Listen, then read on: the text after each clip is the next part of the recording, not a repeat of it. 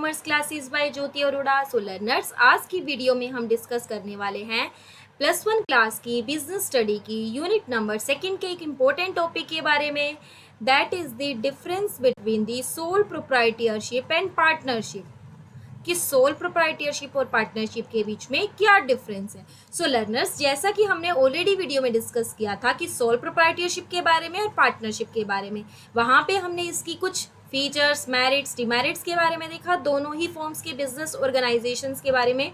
सो यहाँ पे आज की वीडियो में हम डिस्कस करने वाले हैं कि दोनों में कौन कौन से ऐसे पॉइंट्स हैं जो इन दोनों के डिफरेंस को बताते हैं। सो लर्नर्स, वीडियो को स्टार्ट करने से पहले अगर आप मेरे चैनल पे नए हैं, पहली बार मेरे चैनल को विजिट करें, then don't forget to like, share and subscribe for more videos. So learners, let's we start. So learners, आज का जैसा कि हमारा टॉपिक होने वाला है difference between the sole proprietorship and the partnership. So learners, दोनों ही हमने फॉर्म्स ऑफ बिजनेस ऑर्गेनाइजेशन के बारे में रीड आउट किया और दोनों के स्टडी के बेस पे हमने कुछ पॉइंट्स जो हमारे निकाले हैं जो इन दोनों के बीच में डिफरेंस को बताते हैं। सो सबसे पहला पॉइंट है डिफरेंस का नंबर्स ऑफ मेंबर्स, कि कितने मेंबर होते हैं सोल प्रोप्राइटरशिप में और पार्टनरशिप में। सो लर्नर, अगर हम बात करें सोल प्रोप्राइटरशिप की तो ऑब्वियसली एक अकेला पर्सन ही सोल अलोन पर्सन है, बिजनेस को चला रहा है, तो यहाँ पे ओनर कौन होगा, इंडिविजुअल कौन होगा, सोल ही, अलोन ही पर्सन होगा। So there is only one person और there is only one member in the sole proprietorship. So owner of the sole proprietorship is an individual. लेकिन अगर हम बात करें पार्टनरशिप की, ऑब्वियसली पार्टनरशिप के अंदर 2 या 2 से ज़्यादा पर्सन होते हैं, तो यहाँ पे मिनिमम हमारे 2 पर्सन होने चाहिए, 2 पार्टनर होने चाहिए, क्योंकि एक सिंगल पर्सन हमारा खुद का पार्टनर नहीं हो सकता। इसी तरह अगर हम बात करें मैक्सिमम कितने हो सकते हैं पार्टनर, तो मैक्सिमम हमारे 50 पार्टनर हो सकते हैं हमारे पार्टनरशिप के अंदर। So number of partner minimum should be 2 and maximum can be 50 in the case of the partnership. So ये हुआ है हमारा एक पॉइंट नंबर ऑफ मेंबर का। सोल प्रोप्राइटरशिप में एक मेंबर होता है, एक पर्सन होता है, सोल ओनर होता है, पार्टनरशिप में मिनिमम 2 और मैक्सिमम 50 हो सकते हैं हमारे partners, number of partner. Second point of difference is registration. अगर हम बात करें रजिस्ट्रेशन की, क्या हमने सोल प्रोप्राइटरशिप को रीड किया था, क्या किसी रजिस्ट्रेशन, किसी एक्ट के बारे में डिस्कस किया था? नहीं। कोई भी पर्सन है, जैसे मैंने कहा कोई भी पर्सन किराना स्टोर लगाना चाहता है, क्या कोई उसको रजिस्ट्रेशन करवाने की जरूरत है? नहीं। तो यहाँ पे नो रिक्वायरमेंट ऑफ रजिस्ट्रेशन, कोई भी रजिस्ट्रेशन करवाने की यहाँ पे रिक्वायरमेंट नहीं है। लेकिन पार्टनरशिप की बात करें, registration not compulsory but useful. Compulsory तो नहीं है लेकिन यूजफुल है। जैसे मैंने कहा पार्टनरशिप के अंदर 2 पर्सन ने डिसाइड किया कि कोई भी पार्टनरशिप बिजनेस करेंगे पार्टनरशिप के अंदर, तो दोनों के बीच में एग्रीमेंट हुआ। अब एग्रीमेंट उनका ओरल भी हो सकता था और एग्रीमेंट हमने रीड किया कि रिटर्न भी हो सकता है। लेकिन अगर हम किसी तरह की फ्यूचर के डिस्प्यूट को अवॉइड करना चाहते हैं तो हमारा एग्रीमेंट क्या होना चाहिए, रिटर्न होना चाहिए। तो हमारा एग्रीमेंट ज़रूरी नहीं है, कंपल्सरी नहीं है कोई भी रजिस्ट्रेशन कराना, लेकिन यूजफुल रहता है to avoid any misunderstanding and dispute in future in case of a partnership. Next third point of difference is act. अगर हम एक्ट की बात करें तो सोल प्रोप्राइटरशिप के लिए कोई भी एक्ट नहीं है, no act for sole proprietorship. लेकिन अगर हम पार्टनरशिप की बात करें तो ऑब्वियसली एक एक्ट है, Indian partnership act 1932 applies to partnership business, जो हमारे पार्टनरशिप के ऊपर अप्लाई होता है। कौन सा act? Indian partnership act 1932। Next fourth point of difference is agreement. अगर हम बात करें कि एग्रीमेंट होना चाहिए, देखिए सोल प्रोप्राइटरशिप में एक सिंगल ही एक पर्सन है, एक सोल ही पर्सन है। क्या सोल पर्सन खुद के साथ एग्रीमेंट कर सकता है? So no question of an agreement, क्योंकि एक सिंगल पर्सन है, वो खुद के साथ एग्रीमेंट कैसे करेगा। लेकिन अगर हम बात करें पार्टनरशिप की, तो पार्टनरशिप के बीच में क्या होता है, एग्रीमेंट होता है। So agreement is an essential and in the form of partnership deed. Partners के बीच में क्या होता है, पार्टनर्स के बीच में होता है एग्रीमेंट, ठीक है। अब वो एग्रीमेंट हमारा रिटर्न भी, ओरल में भी हो सकता है, रिटर्न में भी हो सकता है। पार्टनरशिप में एंटर करने के लिए ओरल में भी और रिटर्न में भी। अगर हमारा ओरल में है तो फ्यूचर के अंदर डिस्प्यूट हो सकते हैं, लेकिन अगर रिटर्न में है जिसके अंदर सारी टर्म्स एंड कंडीशन जिस फॉर्म्स में लिखी हैं, तो इसको क्या बोलेंगे, हमारा partnership deed. So there should be an agreement between the partner to enter into the partnership and it is in the form of the partnership deed. Next fifth point of difference between the soul proprietorship and partnership is capital. Fifth point कौन सा होगा हमारा? Capital का।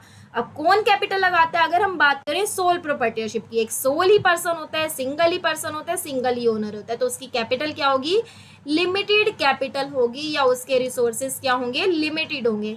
सो limited capital और limited resources in the case of a sole proprietorship. लेकिन अगर हम बात करते हैं पार्टनरशिप की, ऑब्वियसली सारे पार्टनर मिल जाएंगे तो उनकी कैपिटल क्या होगी? ज़्यादा होगी in comparison to sole proprietorship. So all partner invest capital, thus financial resources increase. देखिए हमारे फाइनेंशियल रिसोर्सेज बढ़ तो जाएंगे लेकिन अनलिमिटेड नहीं होंगे। ऐसा नहीं बोल सकते कि हमारे फाइनेंशियल रिसोर्सेज अनलिमिटेड हो जाएंगे, तो not unlimited but more financial resources than sole proprietorship. यहाँ पे हम सिर्फ सोल प्रोप्राइटरशिप और पार्टनरशिप की कंपैरिजन कर रहे हैं। Next point of difference is management. कौन मैनेज करेगा? ऑब्वियसली सोल प्रोप्राइटरशिप में सोल पर्सन है तो सारा burden, entire burden of management lies on the sole owner. चाहे प्रोडक्शन एक्टिविटी हो, चाहे सेल्स एक्टिविटी हो, सारी की सारी ही एक्टिविटीज को कौन हैंडल करेगा? Sole owner handle all the activities of sole proprietorship. लेकिन पार्टनरशिप की बात करें तो ऑल पार्टनर, सारे पार्टनर भी मैनेजमेंट कर सकते हैं, और एनी और one partner on behalf of other partner. देखिए जैसे मैंने कहा ए, बी और सी तीन पार्टनर है, अब तीनों पार्टनर भी मिलके बिजनेस को मैनेज कर सकते हैं। तीनों भी पार्टनर बिजनेस के अंदर रेगुलर आ सकते हैं, सारी एक्टिविटीज को देख सकते हैं, बुक ऑफ अकाउंट को चेक कर सकते हैं, किसी भी पॉइंट पे अपना डिसीजन दे सकते हैं। लेकिन मैं बात करूं, अगर मैंने कहा ए कोई पार्टनर है, अब उसका बिजनेस अलग है, वो बिजनेस के अंदर एक्टिवली इंगेज नहीं होता, तो इसको बोलेंगे स्लीपिंग पार्टनर। ठीक है, इन सिचुएशन में बी और सी अगर बिजनेस को एक्टिवली मैनेज कर रहे हैं तो एक्टिव पार्टनर कौन रहेंगे? हमारे B and C are active partner. तो सभी मिलके भी बिजनेस को चला सकते हैं, और on behalf of other partner some partner can also manage the firm. कुछ भी मिलके बिजनेस को मैनेज कर सकते हैं। Next point, seventh point is transfer of interest. क्या कोई पार्टनर अपने इंटरेस्ट को ट्रांसफर कर सकता है? देखिए मैंने कहा सोल प्रोप्राइटरशिप, एक अकेला पर्सन है, जैसे मैंने एग्जांपल लिया राम है। अब राम अपनी किसी भी शॉप को क्या करना चाहता है? सेल करना चाहता है। किराना स्टोर की उसकी शॉप थी, अब सेल करना चाहता है किसी भी एक पर्सन को जिसका नाम क्या है? मोहन को। क्या उसको किसी पर्सन से पूछने की जरूरत है? No. So there is a no restriction on transfer of interest in case of a sole proprietorship. अब मेरी एक शॉप है, मैं अकेले ही किराना स्टोर के चला रहा था, अब मेरे को अब उसको पैसों की जरूरत है, इसलिए मैं उसको बेचना चाहता हूँ, या मेरी शॉप अच्छी नहीं चल रही तो मैं उसको सेल करना चाहती हूँ। क्या मुझे किसी से पूछने की जरूरत है? नहीं, मेरी शॉप है, मैं कैसे भी किसी को भी सेल करूं। तो यहाँ पे नो रिस्ट्रिक्शन, किसी से पूछने की जरूरत नहीं है अपना इंटरेस्ट को ट्रांसफर करने के लिए। लेकिन मैं बात करूं पार्टनरशिप की, so no partner can transfer is interest without the approval of other partner. कोई भी पर्सन अपने इंटरेस्ट को ट्रांसफर नहीं कर सकता। जैसे मैंने कहा ए और बी और सी तीन पार्टनर है, अब इनमें से ए पार्टनर अपने इंटरेस्ट को, अपने शेयर्स को क्या करना चाहता है? सेल करना चाहता है। किसको? डी एक पर्सन है, उसको सेल करना चाहता है। ये तब तक सेल नहीं कर सकता जब तक इस सेल के लिए बी और सी क्या नहीं हो जाते? एग्री नहीं हो सकते। So no partner can transfer his interest to the other person without the approval of the other partner. So no partner can transfer his interest without the approval of other partner. जब तक बाकी के partner हमारे सहमत ना हो जाए तब तक कोई भी पार्टनर हमारे इंटरेस्ट को ट्रांसफर नहीं कर सकता इन case of a partnership. Partnership की सिचुएशन में without approval of other partner. Next and last point of difference is profit loss sharing, कि प्रॉफिट एंड लॉस कैसे कैसे डिस्ट्रीब्यूट किया जाएगा, कैसे कैसे डिवाइड किया जाएगा पार्टनर्स के बीच में और सोल प्रोप्राइटरशिप में। अगर देखिए, अगर हम बात करें सोल प्रोप्राइटरशिप की, सोल ही पर्सन है, सोल ही ट्रेडर है, तो सारा अगर बिजनेस के अंदर प्रॉफिट होता है तो भी सिंगल पर्सन का, अगर बिजनेस के अंदर बहुत ज्यादा लॉस हो जाता है तो भी सिंगल ही पर्सन का। So sole trader is the owner of all profit and loss. लेकिन अगर हम बात करें पार्टनरशिप के अंदर, तो पार्टनरशिप के अंदर अगर प्रॉफिट होता है तो भी सभी पार्टनर के बीच में डिवाइडेड, लॉस होता है तो भी सभी पार्टनर के बीच में divided according to an agreement. Profit and losses is divided among the agreement according to an agreement. जैसे मैंने कहा कि पार्टनर के बीच में ऑलरेडी डिसाइडेड था, ए बी सी तीन पार्टनर थे, तीनों ने इक्वल कैपिटल लगाई, तीनों ने डिसाइड किया अगर प्रॉफिट होगा तो भी इक्वल डिस्ट्रीब्यूट किया जाएगा, और लॉस होगा तो भी इक्वल ही डिस्ट्रीब्यूट किया जाएगा। तो profit and loss equal equal he distribute किया जाएगा। सुबह हो सकता है पार्टनर के बीच में 2:1:1 के बीच में अगर रेशियो डिस्ट्रीब्यूट हुई तो प्रॉफिट इसी रेशियो में ही डिस्ट्रीब्यूट किया जाएगा। ये जहां पे टर्म्स एंड कंडीशन लिखी होती हैं उस डॉक्यूमेंट्स को क्या बोलते हैं? Partnership deed. पार्टनरशिप डीड के अंदर ये सब कुछ प्री डिटरमाइन पहले से ही लिखा होता है कि पार्टनरशिप के अंदर प्रॉफिट एंड लॉस को कैसे डिस्ट्रीब्यूट किया जाएगा। So learners, hope you like this video. So learners, अगर आपको वीडियो अच्छी लगी हो then don't forget to like, share and subscribe for more video and don't forget to comment how you like this video.